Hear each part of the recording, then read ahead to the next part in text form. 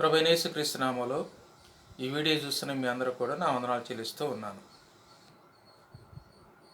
క్రీస్తునందు ప్రియమైన వారలారా, ఈ వీడియోలో మనము అల్ప విశ్వాసం అనేటువంటి పాఠాన్ని వింటూ ఉన్నాము.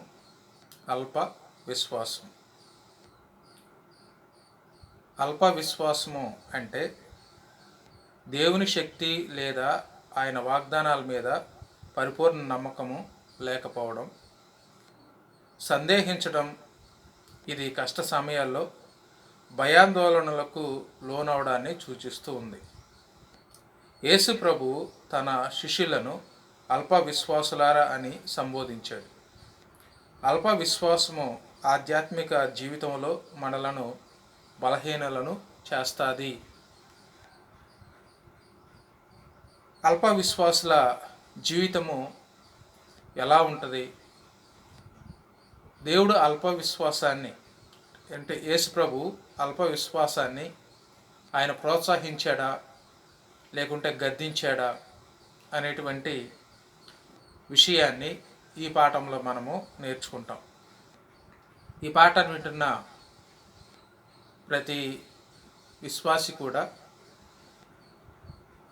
ఈ పాఠం విషయమై మీరు లైక్ చేయండి, షేర్ చేయండి, మన ఛానల్ని సబ్స్క్రైబ్ చేసి దేవుని పనిలో పాలు భాగస్తులు కాగలరని కోరుతూ ఉన్నాను. పాఠంలో మొదటిగా మనము ఆలోచన చేసినట్లయితే అల్ప విశ్వాసుల జీవితం. అల్ప విశ్వాసుల జీవితం. అల్ప విశ్వాసుల జీవితంలో మొదటిగా మనము ఏమి గమనిస్తాము అని అంటే భయపడటం. అల్ప విశ్వాస యొక్క జీవితంలో భయపడటము అనేటువంటిది అది అల్ప విశ్వాసాన్ని సూచిస్తుంది. అల్ప విశ్వాసం అని అంటే కొంత విశ్వాసం, చిన్న విశ్వాసం, లేకుంటే కొద్ది విశ్వాసం కూడా దీన్ని మనం చెప్పుకోవచ్చు. మత్తయి సువార్త 8వ అధ్యాయము 23వ వచనం నుంచి 26వ వచనం వరకు మనం చదువుకున్నప్పుడు, ఆయన దోణి ఎక్కినప్పుడు ఆయన శిష్యులు ఆయన వెంట వెళ్ళిరి. అంతటా సముద్రం మీద తుఫాను లేచినందున ఆ దోణి అలల చేత కప్పబడెను. అప్పుడు ఆయన నిద్రించుచుండగా వారు ఆయన యొద్దకు వచ్చి, ప్రభువా, నశించిపోవచ్చున్నాము, మమ్మను రక్షించమని చెప్పి ఆయనను లేపిరి. అందుకు ఆయన, అల్ప విశ్వాసులారా, ఎందుకు భయపడుచున్నారు? 26వ వచనం. అందుకు ఆయన, అల్ప విశ్వాసులారా, ఎందుకు భయపడుచున్నారని వారితో చెప్పి లేచి గాలిని సముద్రమును గద్దింపగా మిక్కిలి నిమ్మలమాయెను. అల్ప విశ్వాసము అనేటువంటిది మనలోని మన యొక్క ఆధ్యాత్మికమైనటువంటి స్థితిని సూచించేది. ఈ అల్ప విశ్వాసము లేక కొద్ది విశ్వాసము, చిన్న విశ్వాసము ఒక విశ్వాసిని ఆధ్యాత్మికమైనటువంటి జీవితంలో సంపూర్ణత అనేది సాధించడానికి ఇది అడ్డుపడుతుంది. కనుక అల్ప విశ్వాసాన్ని యేసు ప్రభు వారు ఆయన మందలించాడు. కనుక శిష్యులు ఇక్కడ ఏమంటూ ఉన్నారని అంటే,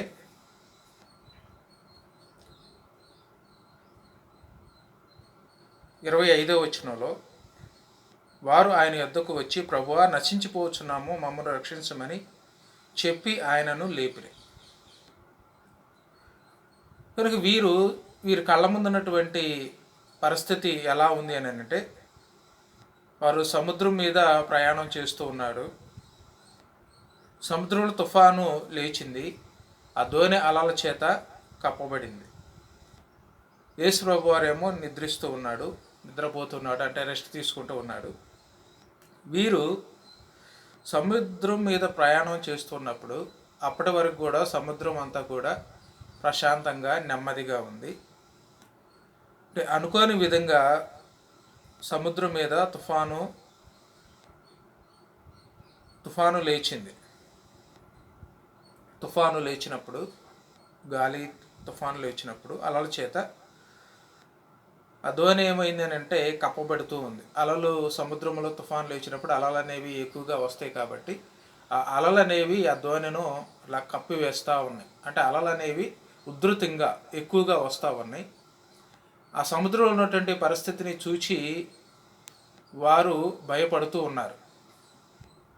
కనుక ఎందుకు భయపడుతూ ఉన్నారు వారు అని అంటే, వారు భౌతికమైనటువంటి వాటి మీద మనసు పెట్టడం మూలంగా, అంటే వారి కుటుంబాల గురించి కానీ, లేకుంటే వారు ఏదైతే చేయాలనుకున్నారో వాటి విషయమై కానీ, అవన్నీ కూడా వారి మనసులోకి తెచ్చుకొని అక్కడ అక్కడ కళ్ళ ముందున్నటువంటి ఆ పరిస్థితిని చూసి వారు భయపడుతూ ఉన్నారు.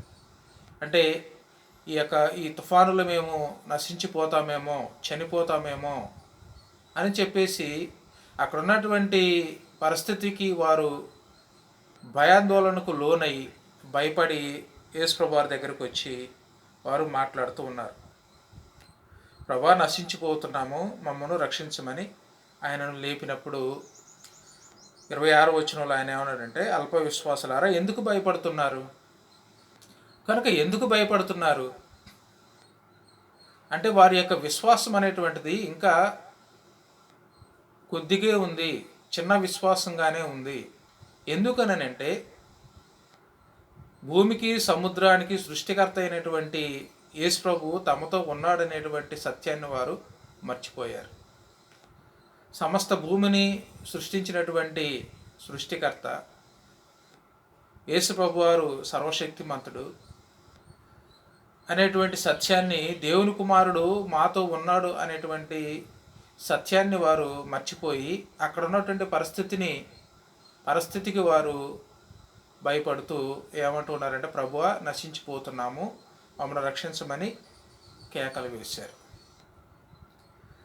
కనుక అప్పుడు ఏమన్నాడంటే యేసు ప్రభు, అల్ప విశ్వాసులారా ఎందుకు భయపడుతున్నారు అంటే, ఈ అల్ప విశ్వాసం అనేటువంటిది ఏం చేస్తుందనంటే, పరిస్థితులు కొంచెం తారుమారైనప్పుడు అది మనల్ని బలహీనులను చేస్తుంది. ఒక విశ్వాసి సంపూర్ణత అనేది సాధించకుండా, అంటే తను ఎవరిని కలిగి ఉన్నాడో, తను ఎవరి సమక్షంలో ఉన్నాడో, తను ఎవరికి శిష్యుడిగా ఉన్నాడో అనేటువంటి సత్యాన్ని గ్రహింపనివ్వకుండా చేసేది ఈ అల్ప విశ్వాసము. కనుక ఈ అల్ప విశ్వాసం అనేటువంటిది కళ్ళ ముందున్న పరిస్థితికి ఇది తారుమారై తమతో ఎవరున్నారనేటువంటి సత్యాన్ని గ్రహించకుండా చేసేది అల్ప విశ్వాసం. అందుకని ఏమన్నాడంటే, ఎందుకు భయపడుతున్నారు? కనుక ఎందుకు భయపడాలి అని అంటే, వారు ఆ కళ్ళ ముందు ఉన్నటువంటి పరిస్థితుల్ని చూస్తున్నారు, కానీ తమతో ఉన్నటువంటి యేసు ప్రభువారిని, తమతో సర్వశక్తిమంతుడైనటువంటి దేవుడు తమతో ఉన్నాడనేటువంటి సత్యాన్ని వారు గమనించలేకపోతూ ఉన్నారు. కానీ కొన్నిసార్లు మనం కూడా మన జీవితాల్లో వచ్చేటువంటి తుఫాను లాంటి శ్రమలు, ఇబ్బందులు, లేకుంటే అనారోగ్య సమస్యలు, పరిస్థితులన్నీ కూడా వ్యతిరేకంగా ఉన్నప్పుడు వాటికి మనం భయపడి దేవుడు మమ్మల్ని విడిచిపెట్టేశాడేమో అని చెప్పేసి నేను కంగారు పడిపోయి మనము భయాందోళనకు లోనవుతూ ఉంటాం.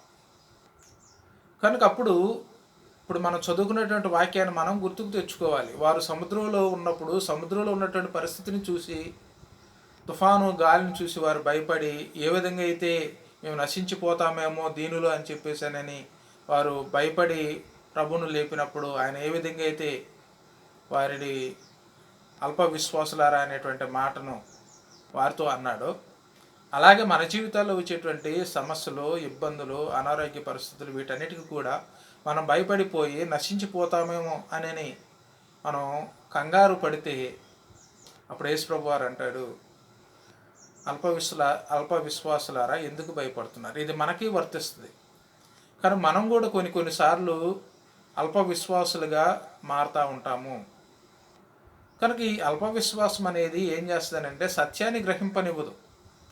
నేను ఎవరికి కుమారుణ్ణి, నేను ఎవరు సమక్షంలో ఉన్నాను, నేను ఎవరికి శిష్యుణ్ణి అనేటువంటి సత్యాన్ని గ్రహింపనివ్వదు. కనుక ప్రభువు వారితో ధోనిలో ఉన్నప్పుడు వారు ఎలా నశించిపోతారు? అలాగే విశ్వాసుల జీవితాల్లో దేవుడు వారితో ఉన్నప్పుడు వారు ఎలా నశించిపోతారు? కనుక వారిని కాపాడటానికే కదా దేవుడు తన కుమారుణ్ణి ఈ లోకానికి పంపించింది, మనల్ని కాపాడటానికే కదా. కనుక దేవుని కలిగినటువంటి ఏ క్రైస్తవుడు, ఏ విశ్వాసి కూడా భయాందోళనకు లోనవ్వాల్సినటువంటి అవసరం లేదు. దేవుడు నాతో ఉన్నాడు, నేను క్రీస్తును కలిగి ఉన్నాననేటువంటి విశ్వాసం ఏదైతే ఉందో అదే మనలను రక్షిస్తుంది. కనుక అందుకని ఏమన్నాడంటే, ఎవరైతే భయపడతారో పరిస్థితులకి వాళ్ళని యేసుప్రభువు వారు ఏమన్నాడనంటే అల్ప విశ్వాసులారా అనేటువంటి మాటను సంబోధించడం అనేటువంటిది జరిగింది. ఇక మత్తయి సువార్త 6వ అధ్యాయము 30వ వచనంలో ఏమంటాడనంటే, ఇక్కడ శిష్యులతో యేసుప్రభువు వారు ఒక ఉదాహరణతో కొన్ని సంఘటనలు, కొన్ని వాస్తవాలను వాళ్ళ ముందు పెడుతూ ఉన్నాడు. కనుక ఇక్కడ ఏమంటూ ఉన్నాడంటే, నేడుండి రేపు పొయ్యిలో వేయబడు అడవి గడ్డిని దేవుడు ఇలాగ అలంకరించిన ఎడల అల్ప విశ్వాసులారా మీకు మరి నిశ్చయముగా వస్త్రములు ధరింపజేయను కదా అంటాడు. అంటే చూడండి, ఇక్కడ మత్తయి సువార్త 6వ అధ్యాయములో ఏమంటాడంటే, శిష్యులు యేసు ప్రభువుని వెంబడిస్తున్నప్పుడు వారు భౌతికమైనటువంటి అవసరాలు ఎలా తీరతాయి, వారికి ఆహారము, వస్త్రము ఇవన్నీ ఎలా వారికి అందించబడతాయి అని వీటి మీద మనసు పెడుతూ ఉన్నప్పుడు అప్పుడు యేసు ప్రభువు వారు కొన్ని ఉదాహరణలు వారికి చెప్పాడు, కొన్ని వాస్తవాలను వారికి చెప్పాడు. అట్లా పక్షుల గురించి చెప్పాడు. ఆకాశ పక్షులను చూడండి, అవి విత్తవు, కోయవు, కొట్లలో కూర్చుకొని ఆయనను దేవుడు వాటిని పోషించుచున్నాడు.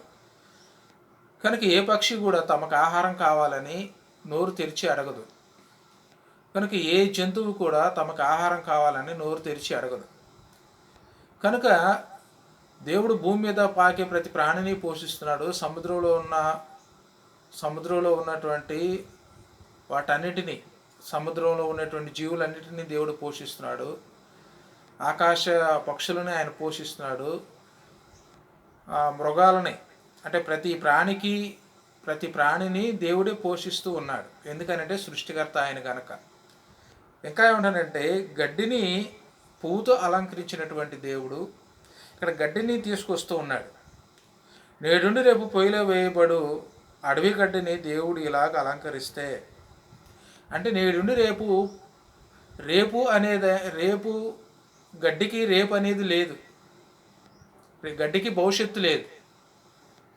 అంటే రేపు అది ఏం చేయబడుతుంది అని అంటే కోయబడి అది పొయ్యిలో వేయబడుతుంది, అది కాల్చివేయబడుతుంది. నేడుండి రేపు పొయ్యిలో వేయబడు గడ్డి, ఆ గడ్డినే, నశించిపోయే గడ్డినే దేవుడు పువ్వుతో అలంకరిస్తే అల్ప విశ్వాసులారా మరి నిశ్చయముగా మీకు వస్త్రాలు అనుగ్రహిస్తాడు కదా. అంటే గడ్డిని దేవుడు పువ్వుతో అలంకరిస్తే గడ్డికి భవిష్యత్తు లేదు, అది రేపు నశించిపోతుంది. నశించిపోయేదానికే దేవుడు పువ్వుతో అలంకరిస్తే, పువ్వు అనేది గడ్డికి అలంకరణ. మనుషులు అలంకరించుకుంటారు వెండి బంగారు వస్తువులతోటి, అలాగే వెలగల వస్త్రాలతో తమను తాము అలంకరించుకుంటారు. దేవుడు గడ్డిని పువ్వుతో అలంకరించాడు. గడ్డికి భవిష్యత్తు లేదు, అది నశించిపోయేదాన్నే దేవుడు ఆ విధంగా అలంకరిస్తే, మీరు నా పిల్లలు కదా, నేను సృష్టించినటువంటి వారు కదా, మరి నిశ్చయముగా మీకు వస్త్రాలను ధరింపజేస్తాడు కదా, మీ ఆహారాన్ని ఇస్తాడు కదా. అంటే ఈ అల్పవిశ్వాసం అనేటువంటిది ఏం చేస్తుందని అంటే వాస్తవాన్ని గ్రహింపనివ్వదు. యేసు ప్రభు ఏం చెప్తున్నాడంటే వారికి సత్యాన్ని బోధిస్తూ ఉన్నాడు. మీరు మీ కళ్ళ ముందున్నటువంటి అల్పజీవులను చూడండి, ఆకాశ పక్షులను చూడండి, ఈ అడవి గడ్డిని చూడండి, దేవుడు ఇలాగ అలంకరిస్తే మరి నిశ్చయముగా మీకు వస్త్రాలు ధరింపజేసి మీకు కావాల్సిన ఇస్తాడు కదా. అంటే ఈ అల్పవిశ్వాసం అనేటువంటిది ఏం చేస్తుందంటే సత్యాన్ని గ్రహింపనివ్వకుండా ఇది ఒక విశ్వాస యొక్క మనోనేత్రాలని మూసివేస్తుంది. కనుక ఈ అల్పవిశ్వాసం అనేటువంటిది ఆధ్యాత్మికంగా ఎదగనివ్వదు. ఒక విశ్వాసిని తన విశ్వాసంలో సంపూర్ణత అనేది సాధింపనివ్వదు. ఇది ఏకాడికి భౌతికమైనటువంటి విషయాల మీదనే మనసు పెట్టు, ఇదిగో నీకు అది లేదు, నీకు ఇది లేదు, వీటినే అడుగు అనే విధంగా అది చేస్తుంది, వాటినే చూపిస్తుంది. ఆహారం చూపిస్తుంది, వస్త్రాన్ని చూపిస్తుంది, గృహాన్ని చూపిస్తుంది, వీటినే చూపిస్తుంది. వీటి మీదనే ఇవి దాటి ముందుకి వెళ్ళనివ్వదు. ఏమిటనంటే అల్ప విశ్వాసము. కనుక యేసుప్రభు ఏం చేస్తున్నాడంటే వారిలో సంపూర్ణత అనేది తీసుకురావడానికి చెప్తున్నాడు. మీరు ఎదగాలి, మీరు విశ్వాసంలో ఎదగాలి, మీరు ఏకాడికి వీటి మీదనే కాదు, ఇవి కావాలని ఏ జీవి కూడా అడగట్లేదు. అయినా దేవుడు వాటికి ఇస్తూ ఉన్నాడు. గడ్డినే దేవుడు అలంకరిస్తే మరి మీకు నిత్యముగా ఇంకా విలువైనటువంటి వాటిని అనుగ్రహిస్తాడు కదా. కనుక మీరు గ్రహించాల్సింది ఏంటంటే వాస్తవాన్ని గ్రహించాలి. దీనికంటే శ్రేష్టమైనది మీరు కోరుకోవాలి అనేటువంటి విషయాన్ని వారికి తెలియజేస్తున్నారంటే అల్ప విశ్వాసులారా. కనుక ఈనాడు మనం కూడా భౌతికమైనటువంటి వాటి మీద మనసు పెడితే ఏ కాడికి మనం నాకు అది లేదు ప్రభువా, ఇది లేదు ప్రభువా, అది లేదు తండ్రి, ఇది లేదు తండ్రి అనేనని ఏ కాడికి భౌతికమైనటువంటి వాటి మీదనే మనసు పెట్టి వాటిని అడిగితే అప్పుడు యేసు ప్రభు మనల్ని ఏమంటాడంటే మనల్ని కూడా అల్ప విశ్వాసులారా అనేటువంటి మాటను సంబోధిస్తాడు.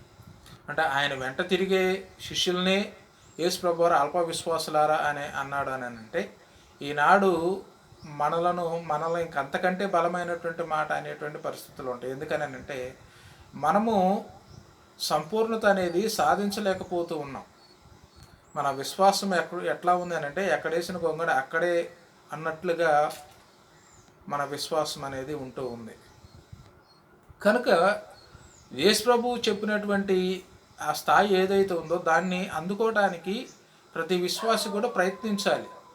యేసు ప్రభు ఏదైతే తన శిష్యులకి ఏ స్థాయిలో వారిని ఉంచాలని ఆయన ఈ విషయాలను బోధిస్తూ ఉన్నాడో ఆ స్థాయికి వెళ్ళడానికి ప్రతి విశ్వాసి కూడా ప్రయత్నించాలి అనేటువంటి సత్యాన్ని యేసు ప్రభు వారు కొన్ని ఉదాహరణలు, ప్రకృతిలో ఉన్నటువంటి ఉదాహరణలు వారికి తెలియజేస్తూ ఉన్నాడు. ఇంకా ఏమంటాడనంటే 89వ కీర్తన 8 నుంచి 9 వచనాలకి మనం 8-9 వచనాలను చదువుకున్నప్పుడు చూడండి, ఇక్కడ ఏమంటాడనంటే యెహోవా సైన్యములకు అధిపతియగు దేవా, నీ వంటి బలాఢ్యుడెవడు? నీ విశ్వాస చేత నీవు ఆవరింపబడి ఉన్నావు. సముద్రపు పొంగు ననుచువాడువు నీవే, దాని తరంగములు లేచినప్పుడు నీవు వాటిని అణిచివేస్తున్నావు అన్నాడు. అంటే దేవుడు సముద్రమును దాని తరంగములను లేచినప్పుడు వాటిని అణిచివేసేవాడు. అంటే సముద్రం మీద అధికారం కలిగినటువంటి వాడు కనుక భూమి మీద ఉన్నటువంటి ఇవన్నీ కూడా భూమి, ఆకాశము, సూర్యుడు, చంద్రుడు, సముద్రం ఇవన్నీ కూడా ఆయన కలుగునుగా కంటే కలిగినాయి. కనుక ఇవన్నీ కూడా ఎవరి ఆధీనంలో ఉన్నాయి అని అంటే దేవుని ఆధీనంలో ఉన్నాయి. కనుక సముద్రంలో ఉన్నటువంటి పరిస్థితిని కట్టడి చేసేది ఆయనే, దాని తరంగములను దాని యొక్క పొంగును అణిచేది ఆయనే. కనుక యెహోవా ఏ విధంగా అయితే సముద్రపు పొంగును అణుస్తూ ఉన్నాడో, సముద్రాన్ని కంట్రోల్ చేస్తూ ఉన్నాడో, యేసు ప్రభు కూడా అదేవిధంగా సముద్రాన్ని ఆయన కంట్రోల్ చేస్తూ ఉన్నాడు. ఆయన ఎప్పుడైతే గద్దించాడో 26వ వచనంలో ఏమన్నాడు అని అంటే అందుకు ఆయన అల్ప విశ్వాసులారా ఎందుకు భయపడుచున్నారని వారితో చెప్పి లేచి గాలిని సముద్రము గద్దింపగా అవి మిక్కిలి నిమ్మలమాయను అంటాడు. అంటే ఇక్కడ దేవుడు ఏ విధంగా అయితే సముద్రాన్ని కంట్రోల్ చేస్తున్నాడో యేసు వారు కూడా గాలిని సముద్రమును గద్దించినప్పుడు అవి మిక్కిలి నిమ్మలమైనవి అని అంటే యెహోవా దేవుడు ఎంత శక్తిమంతుడో యేసు వారు కూడా అంతే శక్తిమంతుడు. సమస్త శక్తుల మీద ఆయనకి అధికారం ఉంది. కనుక యేసు ప్రభు వారు యెహోవా దేవుని అవతారంగా మనం చెప్పుకోవచ్చు. అంటే యెహోవా దేవునికి ఎంత శక్తి అయితే ఉందో యేసు ప్రభు వారు కూడా అంతే శక్తిమంతుడు. కనుక సముద్రమును గాలిని ఆయన గద్దించినప్పుడు అవి మిక్కిలి నిమ్మలమైనవి అని అంటే అక్కడ శిష్యులు ఏం గ్రహించాలి అని అంటే ఈయన ఎంత గొప్పవాడు, ఈయనకి సముద్రము గాలి లోబడుతుంది అంటే యేసుప్రభువారి గురించి వారు తెలుసుకోవాలి. ఏమని వారు గ్రహించాలి అంటే ఈయన సర్వశక్తిమంతుడు అనేటువంటి సత్యాన్ని వారు గ్రహించే విధంగా వారి కళ్ళ ముందు ఆ యొక్క కార్యం అనేది యేసుప్రభువారు చేశాడు. చూడు, మన జీవితాల్లో కూడా దేవుడు ఎన్నో కార్యాలు చేస్తూ ఉన్నాడు. కానీ ఆయన అంత గొప్పవాడు, ఆయన అంత శక్తిమంతుడు అనేటువంటి విషయాలని మనము కొన్నిసార్లు గ్రహించలేకపోతూ ఉన్నాం. కనుక మనము ఎప్పుడైతే ఆయన ఎంత శక్తిమంతుడో అనేటువంటి సత్యాన్ని మనం గ్రహించినప్పుడు మన జీవితాల్లో వచ్చే సమస్యలన్నిటికీ, అంటే గాలి తుఫానులు లాంటివి శ్రమలు వచ్చినప్పుడు వాటన్నిటికీ మనం భయపడం. ఏ పరిస్థితికి భయపడం. ఎలా ఉంటామని అంటే నెమ్మదిగా నిమ్మలంగా ఉంటాం. ఎందుకంటే అన్నీ ఆయనే చూసుకుంటాడు. కనుక అన్నీ ఆయనే చూసుకుంటాడు అనేటువంటి విశ్వాసం లేకుండా మనం భయపడతా ఉంటే అప్పుడు యేసుప్రభు వారి శిష్యులను ఏ విధంగా అయితే అల్ప విశ్వాసులారనేటువంటి మాట వాడాడో మనల్ని కూడా అదే విధంగా మాట్లాడతాడు.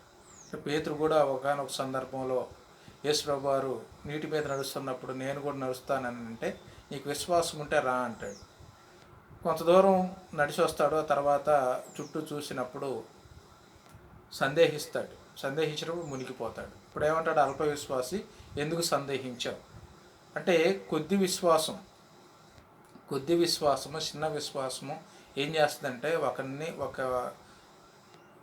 ఒక విశ్వాసాన్ని ముంచేస్తుంది. అది అంటే అల్ప విశ్వాసం ఏం చేస్తుందంటే ముంచేస్తుంది. కానీ సంపూర్ణమైనటువంటి విశ్వాసం ఏం చేస్తుందంటే జయిస్తుంది. కనుక మనము సంపూర్ణమైనటువంటి విశ్వాసంలోకి వెళ్ళాలి అని దేవుడు తన వాక్యం ద్వారా ఈ యొక్క విషయాలన్నీ తెలియజేస్తున్నాడు. మరికొన్ని విషయాలు మనము రెండో వీడియోలో తెలుసుకుందాం. అంతవరకు దేవుని కృప మనందరికీ తోడై ఉండును గాక. మీ అందరికీ నా వందనాలు.